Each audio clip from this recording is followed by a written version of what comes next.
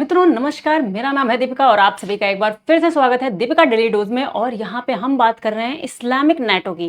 तो इसको Islamic NATO का नाम क्यों दिया जा रहा है? जो अभी पाकिस्तान और सऊदी अरेबिया के बीच में जो डिफेंस पैक्ट साइन हुआ है, उसको नेटो क्यों बुलाया जा रहा है, इस बारे में भी हम जानेंगे। और हम देखेंगे कि ये किस तरीके से इंडिया के जो इंटरेस्ट हैं उनको किस तरीके से इम्पैक्ट कर रहा है, और क्या इसमें इजराइल का क्या इन्वॉल्वमेंट है, अमेरिका ने क्या इसमें कुछ इनडायरेक्ट तरीके से कोई रोल प्ले किया है, उसको भी जानेंगे। और क्या चाइना कह लो और सारी जो कंट्रीज हैं उनका क्या इसमें इन्वॉल्वमेंट रहा है इस इस्लामिक नेटो के बनने में, और इसके क्या निहितार्थ हैं, इसका मतलब क्या हुआ इस्लामिक नेटो का।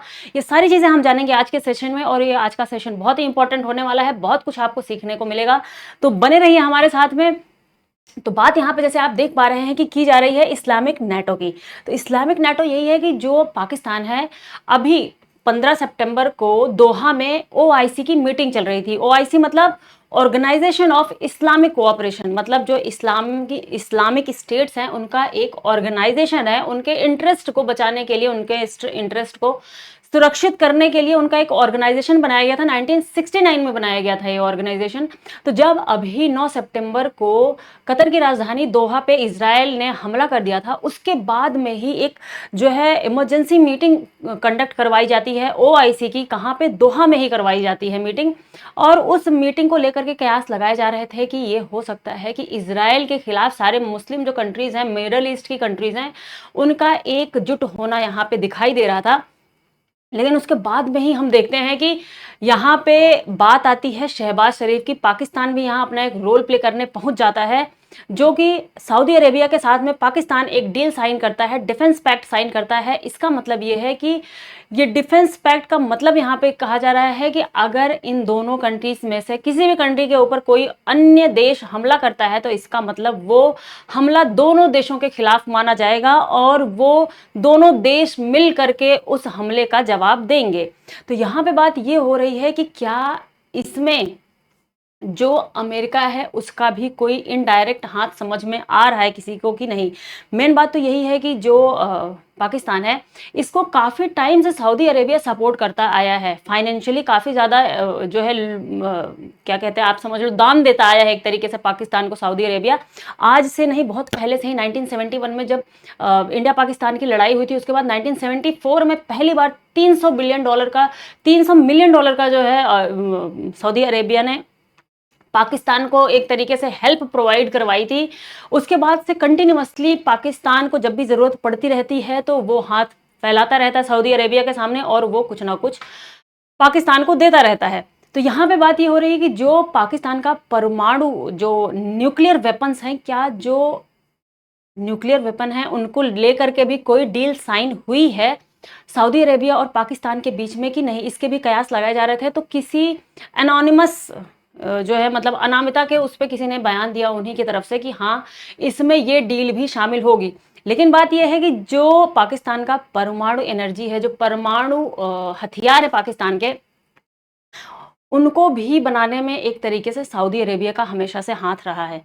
उसने काफ़ी ज़्यादा सपोर्ट प्रोवाइड करवाया है पाकिस्तान को अपने परमाणु हथियारों को बनाने में, क्योंकि जैसे ही इंडिया ने 1974 में अपना पहला जो स्माइलिंग बुद्धा करके पोखरण में हमने अपना पहला परमाणु हथियार का परीक्षण करा था, उसके बाद जो है 1998 में पहली बार जो है पाकिस्तान ने जाकर के अपना परमाणु परीक्षण करा था।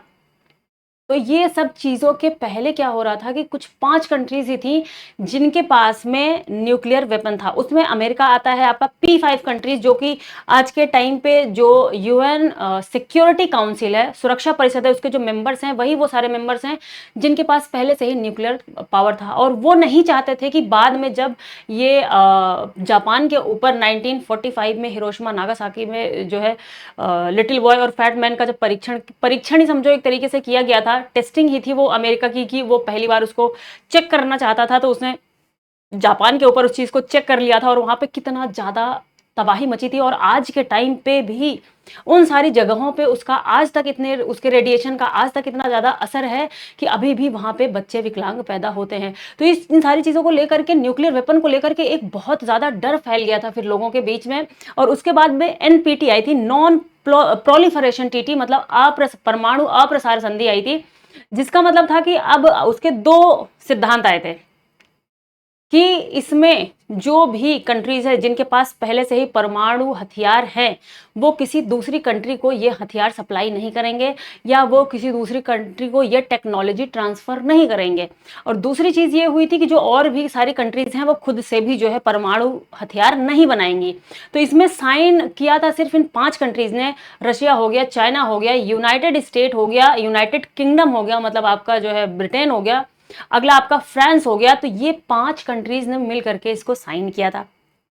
उसके बाद भी उसके बाद भी 4 कंट्रीज ने, एनपीटी के बाद भी 4 कंट्रीज ने अपने आप को न्यूक्लियर वेपन से, उसके शस्त्र से अपने आप को सुसज्जित किया। जैसे इंडिया हो गया, पाकिस्तान हो गया, नॉर्थ कोरिया हो गया आपका, और इज़राइल हो गया। तो जो इज़राइल है इस टाइम पे यहाँ पे मिडिल ईस्ट में, वही जो वेस्ट एशिया है, वही एक सिंगल कंट्री है वेस्ट एशिया की जिसके पास में परमाणु हथियार है आज के समय पे।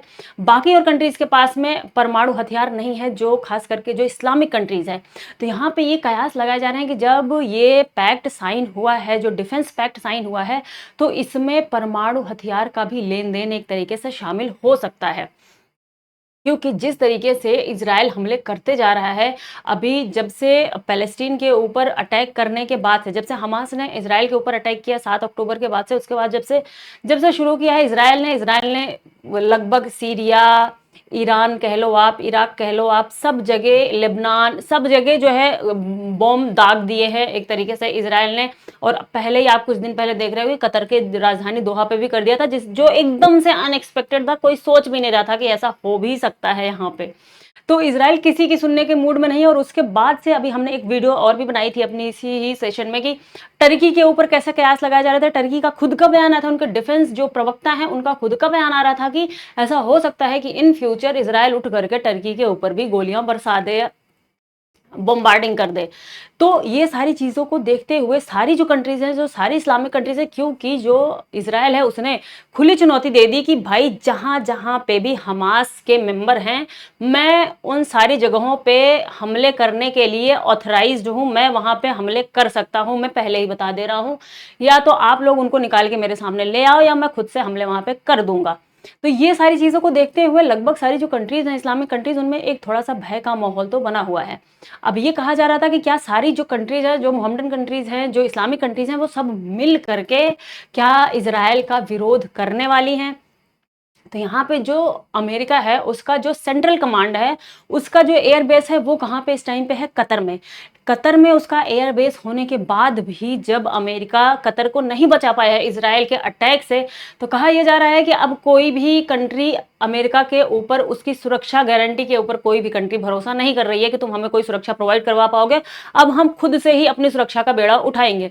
मेन चीज़ होती है, लड़ाई तो और भी सारी कंट्रीज कर सकती है, जैसे कंटिन्यूअसली इजराइल लड़ाई कर रहा है, लेकिन मेन बात होती है लड़ाई करने में ना जो पूरे देश की एनर्जी वेस्ट होती है, वो देश को कई साल पीछे लेके चली जाती है। तो आज के टाइम पे बहुत टाइम से लड़ाइयां करके बहुत से देशों ने ये समझ लिया है कि लड़ाई से उनका बहुत खास फायदा नहीं होने वाला है। तो खास करके वो अपने आप को थोड़ा बचाने की ही कोशिश करती हैं। डायरेक्ट जो है किसी से लड़ाई करने, इनडायरेक्टली तो चलता ही रहता है, ये जो सामरिक रणनीति है वो चलती ही रहती है, लेकिन डायरेक्टली लड़ाई करने से थोड़ा सा बचते हैं आजकल के देश। क्योंकि अभी बहुत से देशों में उनके खुद के जो अंदरूनी विकास है वो तो हो नहीं पाया है, तो बाहर भी लड़ाइयां करने लग जाएंगे तो उससे उनको ज्यादा करके नुकसान ही होगा। तो अभी आप देखोगे जो सऊदी अरेबिया है वो लगभग सारी जो मोहम्मदन कंट्रीज है, इस्लामिक कंट्रीज हैं, उसमें सबसे ज्यादा पावरफुल, सबसे ज्यादा जो है पैसे वाला कह लो आप अभी के टाइम पे वही कंट्री है। तो यहाँ पे ये पूरा कयास चल रहा है कि जो नेटो है, इस्लामिक नेटो का जो पैक्ट है जिसको इस्लामिक नेटो कहा जा रहा है, उसमें जो है ये परमाणु हथियारों की सप्लाई भी शामिल होगी। अब इसको एक जो है क्या कहते हैं, कवर किया जा रहा है एक तरीके से, जिसके पीछे जो है परमाणु हथियारों के लेन देन किया जा सकता है। क्योंकि मेन बात यह है कि जैसे ईरान ने अभी अपना यूरेनियम एनरिचमेंट प्रोग्राम जैसे ही शुरू करा था। यूरेनियम एनरिचमेंट का मतलब ये होता है कि जब आप परमाणु हथियार बनाते हो तो उसमें जो यूरेनियम होता है, उस यूरेनियम की क्वांटिटी को, जो उसकी इंटेंसिटी होती है यूरेनियम की, उसको आपको बढ़ाना होता है। तो उसके लिए आपको कुछ टेक्नोलॉजीज के माध्यम से उसका एनरिचमेंट करना होता है, तो जिसको आप जो है यूरेनियम वेपन में न्यूक्लियर वेपन में आप यूज कर सकते हो। नॉर्मली आपने सुना होगा जो न्यूक्लियर रिएक्टर्स होते हैं जहां से हम एनर्जी जनरेट करते हैं, ऊर्जा का उत्पादन करते हैं, उसमें इतने ज्यादा यूरेनियम एनरिचमेंट की जरूरत नहीं होती। लगभग 5 से 10% भी आप यूरेनियम एनरिचमेंट कर लोगे तो बहुत होता है आपके एनर्जी जनरेशन के लिए। लेकिन 20% से ऊपर लगभग 90% तक जब आप यूरेनियम एनरिचमेंट करते हो तो इसका मतलब है कि आप कहीं ना कहीं परमाणु हथियारों को बनाने का सोच रहे हो। तो यही देख करके जब अमेरिका ने देखा कि ईरान के ऊपर पहले से ही सैंक्शंस लगे हुए हैं, वो परमाणु हथियार नहीं बना सकता है, लेकिन फिर भी वो ऐसे यूरेनियम इनरिचमेंट कर रहा है, तो डायरेक्ट अमेरिका ने जा करके ईरान के ऊपर अटैक कर दिया था। उसके जो न्यूक्लियर प्लांट्स हैं वहां पे जा करके बम्बार्डिंग करवा दी थी। इसराइल ने भी किया था वहां पे बम्बार्डिंग।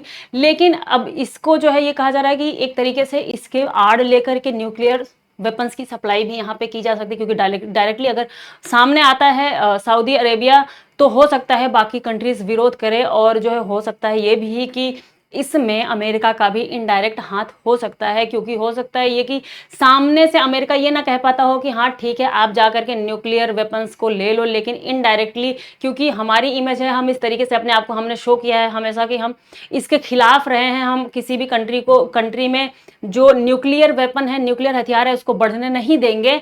तो लेकिन अगर मेरे ही सामने मेरी ही सुरक्षा के अंदर कोई कंट्री है और वो जाकर के न्यूक्लियर हथियार ले रही है तो ये इससे उनकी बेइज्जती हो जाएगी। तो हो सकता है वो इनडायरेक्ट इस तरीके से कुछ सपोर्टिंग सिस्टम का काम यहाँ पे कर रहे हो। तो आपकी क्या राय है इन सारी चीजों में, कमेंट सेक्शन में जरूर बताइएगा। देखेंगे फिर मिलते हैं अगले सेशन में, यहाँ पे और क्या नई चीजें निकल के आएंगी उन सारी चीजों को भी जानेंगे। तब तक के लिए धन्यवाद।